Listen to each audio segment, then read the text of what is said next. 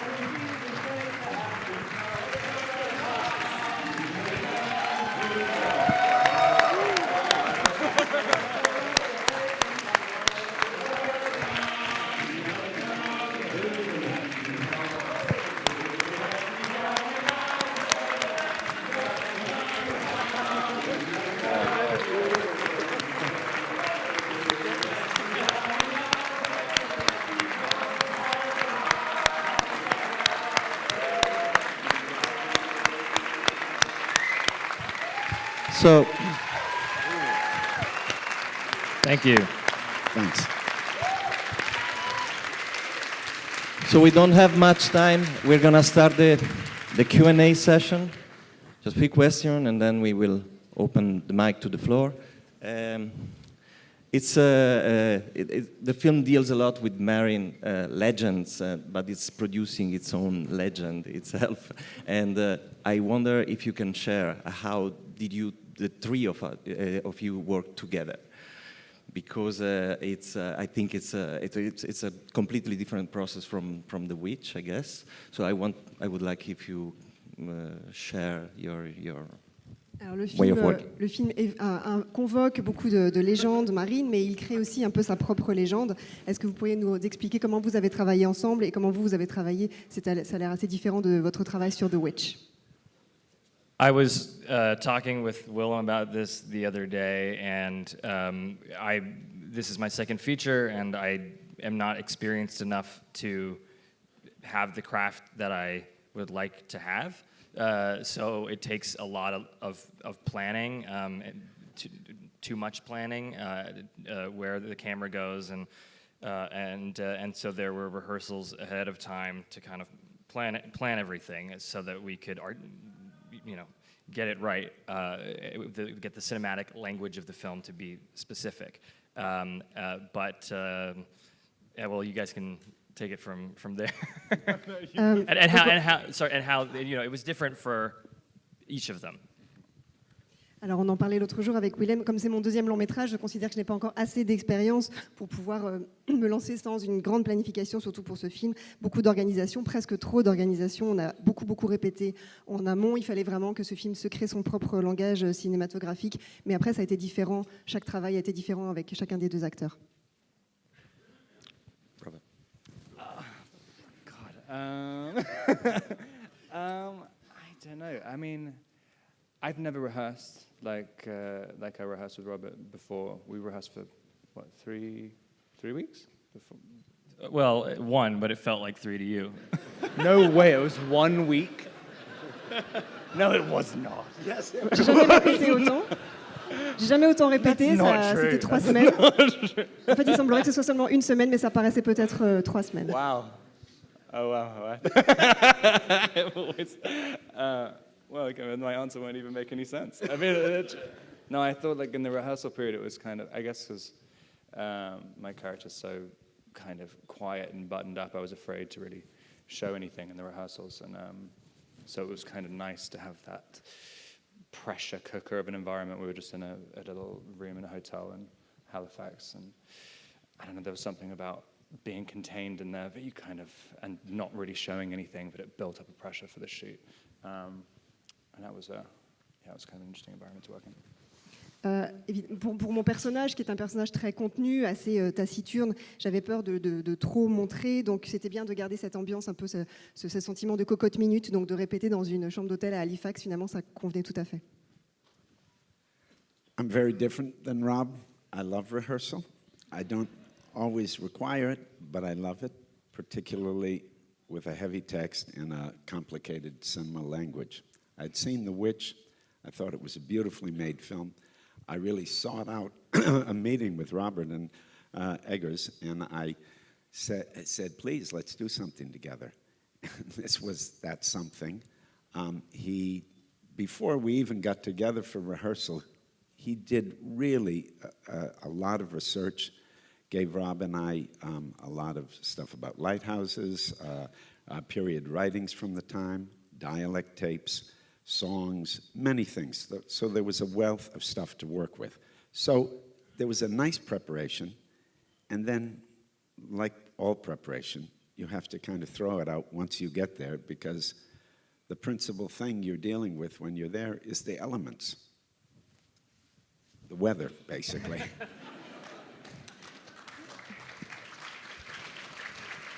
Moi, j'adore les répétitions. J'en demande souvent, surtout sur un texte aussi élaboré, aussi dense, avec une langue aussi complexe. Quand on s'est rencontré avec Robert Eggers, j'ai tout de suite eu envie qu'on fasse quelque chose ensemble, et voilà, ce quelque chose est ici. Il y a eu beaucoup de recherches en amont sur les phares, également sur les écrits de l'époque, sur le dialecte. On a des enregistrements de dialecte pour l'accent. Et puis, une fois qu'on a fait toute cette préparation, il faut savoir un petit peu s'en défaire, surtout que finalement, ce à quoi on est confronté principalement une fois qu'on y est, c'est les éléments, le climat. Can you tell us a little bit more about the set, the shooting conditions, and how they affected the film? Pouvez-vous nous en dire plus sur le décor, le plateau, et puis dans quelle mesure les conditions climatiques ont joué sur le tournage? We built every building that you see in the film. We couldn't find a period lighthouse that worked for us that wasn't on a remote island that would be impossible to get to. So we shot on the southern tip of Nova Scotia on this peninsula of volcanic rock, Cape Forshue, and yeah, we built a 70-foot working lighthouse that could shine for 16 miles. They told me, and Forshue was a very unforgiving place. There's no trees, and the wind is relentless. The wind could be blowing so loud that I couldn't hear Rob and Willem if I was standing this far away from them. And I think we wouldn't have had the believability of the atmosphere and the environment and the storm if we weren't actually shooting in it. There's many scenes where you might think we have wind machines and rain machines, and we don't. I mean, we use them too, but oftentimes the most crazy, dramatic moments were photographed for real. Alors, on a tout construit, tous les bâtiments que vous voyez dans le film ont été construits parce qu'on n'a pas trouvé de phare d'époque sur une île qui corresponde à ce qu'on cherchait. Donc on a tourné dans le sud de la Nouvelle-Écosse, sur un petit bout de roche volcanique qui s'appelle le Cap Fourchu. C'est un phare grandeur nature qui fait à peu près 25 mètres et sa lumière brille à plus de 100 km à la ronde, nous a-t-on dit. C'est un endroit où le climat est absolument impitoyable, il n'y a aucun arbre, il y a un vent à décorner les bœufs. Bien souvent, je me tenais à 1,2 mètre et je ne les entendais pas. Mais pour la crédibilité du film, ça a beaucoup joué. Souvent, je pense, dans le film, on croit qu'il y a une machine à vent ou une machine à pluie, et il y en avait parfois, mais la plupart du temps, on n'avait pas du tout besoin d'en utiliser. Audience, yeah, a question there. Une question?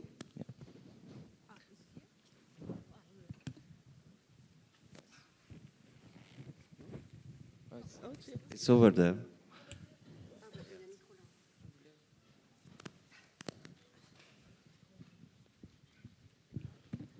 Hi. Robert and Willem, you are really kind of put through the ringer in this in this film. How did you find the physical acting, and how difficult was it compared to previous films that you've done? Visiblement, vous avez été mis à rude épreuve pour ce tournage. Pouvez-vous nous parler de la préparation physique, comment ça s'est passé physiquement et par rapport à vos autres films? I mean, I always find that makes it easier to do a performance. I mean, if as soon as you can just be in your body and not really be trying to think about anything at all. I mean, even the simplest scenes, which I'm doing, like pushing a wheelbarrow around, I mean, it is impossible to push a wheelbarrow. I mean, so it's kind of, I think the more physical a part is, the easier it is to just don't know, have some kind of realism to it. And also because of the nature of the story, you could really push the physicality. So it was kind of, and there's not too many movies or parts where you can kind of really let fly with your body and without it looking completely ridiculous and out of place. And so it was actually kind of a joy to do it. Moi, personnellement, je trouve que plus c'est physique, plus un tournage est physique, et plus c'est facile d'entrer dans le personnage, parce que du coup, on est moins dans sa tête, et donc on réfléchit moins, et on entre complètement dans le personnage. Rien que le fait de pousser cette brouette, ça demande vraiment toute ma concentration. Donc finalement, de par la nature de l'histoire, ça s'y prêtait bien, et c'est assez rare d'avoir un rôle aussi physique, où on peut vraiment se donner complètement physiquement sans que ce soit grotesque. Another question? Yeah. Over there. Yes, hello. I was wondering if there's a Tom Waits inspiration in the Tom Waits character, given that the voices are not unsimilar and the name is almost identical. Or where does all this inspiration come from? Je voulais savoir s'il y avait une allusion, une référence à Tom Waits dans votre rôle. Respectfully, I must say it never occurred to me. Non, en fait, Nor non, I. There's no relationship. non, il n'y a aucun lien, ça ne m'a même pas effleuré. Because when we were out on that rock, Tom Waits was not there at all. Quand on était sur ce rocher, Tom Waits était vraiment très très très loin. There. Hi, can the actors please share their most difficult, challenging moments in the film, and were the farts for real? Pouvez-vous nous parler de votre moment le plus difficile sur le tournage, et est-ce que les paix étaient de vraies paix?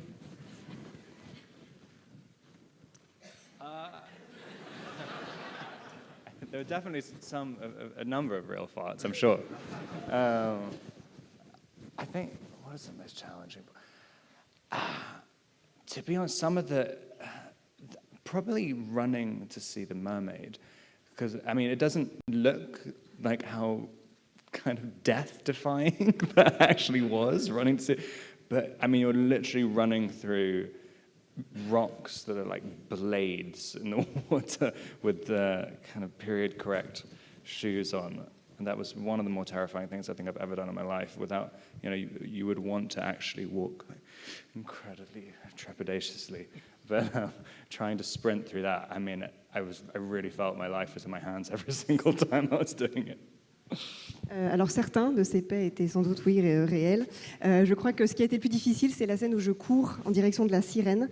On n'imagine pas combien en fait le paysage est accidenté et vraiment on a l'impression de risquer sa vie à chaque pas. Il faut évidemment pas avoir l'air de marcher prudemment, il faut vraiment se lancer. Et c'était au rocher extrêmement coupant et donc oui là vraiment j'ai senti que ma vie basculait. I don't know whether to say this because it's kind of a spoiler, but it's not pleasant to be buried alive. And spouting poetic, beautiful dialogue and trying to do it justice at the same time. Ouais. Sans vouloir révéler la fin, effectivement, c'est jamais très agréable d'être enterré vivant tout en récitant des dialogues poétiques. And we shot that scene day 2. Ça, c'était le deuxième jour de tournage. But I was ready to die anyway after day one. Moi, j'avais déjà envie de mourir de toute façon.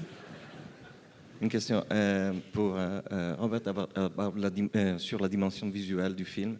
Il y a beaucoup de recherches dans l'image et dans la matière même de l'image. Est-ce que tu pourrais nous en dire plus? Can you talk about the aesthetics of the film, the research that you did, the material and the visual research? My brother had the idea to do a ghost story in a lighthouse, and I was envious that he thought of it before me. But we eventually ended up working on this script together. And I like to do a lot of research. I enjoy it. Being period correct isn't good, but when you are, for me, when you are saying the bar is accuracy of the period, me and my collaborators, we know what that bar is when we're creating the material world. So that's very exciting, and it's easier than inventing things. And so yeah, so a tremendous amount of research went into it. and to have this like crusty, dusty, musty, rusty, tactile atmosphere, I knew it needed to be black and white. And before I wrote the script, I wrote on the title page, you know, this must be photographed in black and white 35 millimeter negative. So the look of the film I hope it's not supposed to seem like an old movie, but it should evoke some of these same feelings.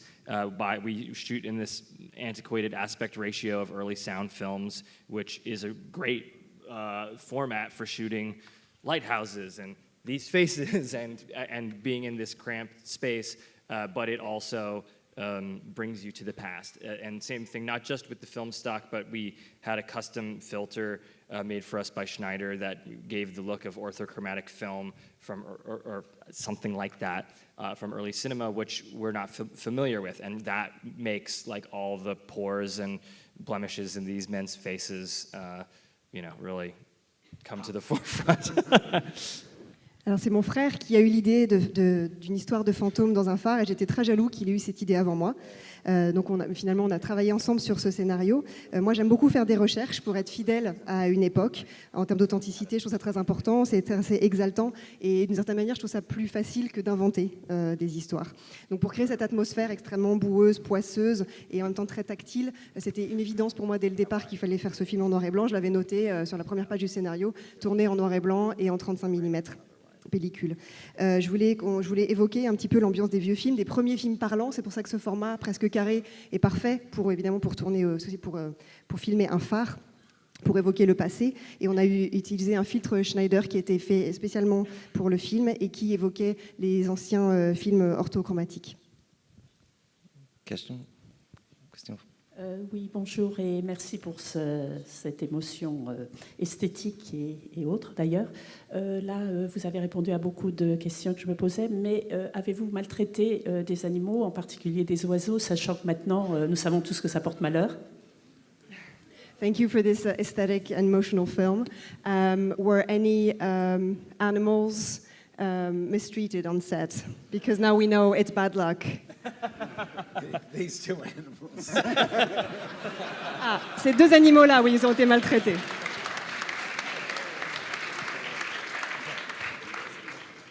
Next question, please. Here. Here. Eggers, here. Could you please tell a few words about the creature of the mermaids in the film? What's the metaphor of the mermaid to you? And if you could please tell a few words about the reference of Herman Melville to you. What was the importance of Melville? Pouvez-vous nous dire quelques mots sur la sirène, la métaphore de la sirène, ce qu'elle signifie pour vous, et aussi sur les références à Herman Melville? Respectfully, I'm not going to be like an archetypal annoying wannabe auteur and say like I can't tell you, explain the metaphor of whatever. Sorry, but clearly she has a hold on Rob's character from the beginning, and Melville.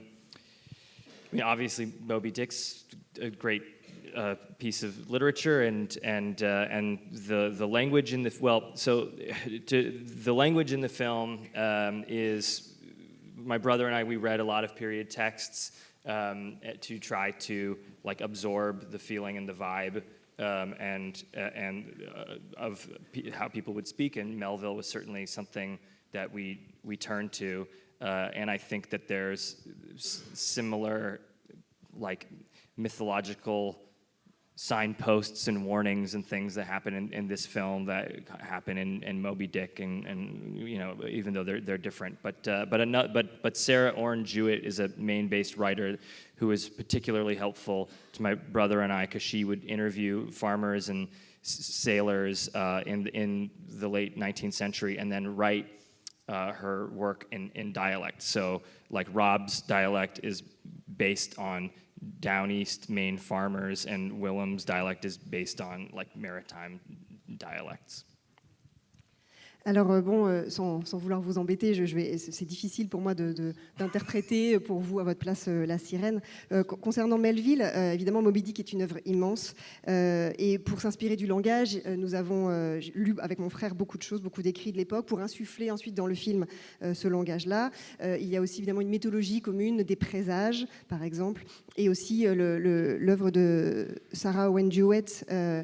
Elle se documentait énormément en faisant parler les marins et les fermiers de l'époque dans leur dialecte. Et donc, la langue que parle Robert est inspirée des fermiers de l'époque, alors que la langue que parle Willem est plutôt celle des marins de l'époque.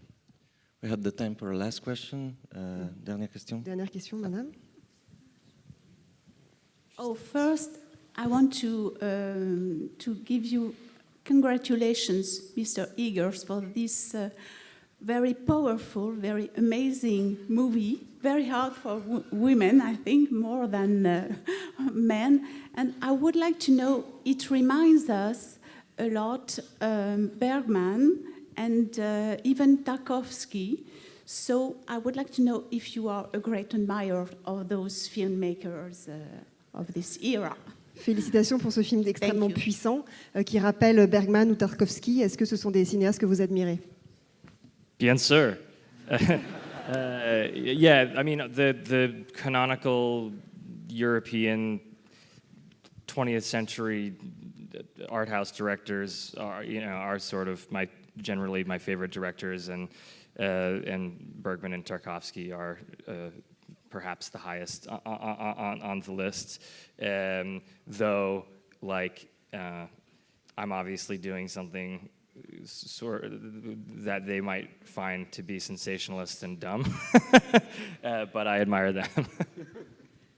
Oui, monsieur, c'est tout à fait vrai. Les cinéastes, les auteurs européens du XXe siècle font partie des cinéastes que je préfère, et les deux que vous avez mentionnés sont sans doute tout en haut de mon panthéon. Même si peut-être à leurs yeux, si vous voyez ce que j'avais fait aujourd'hui, ça ferait sensationnaliste et un peu bêta.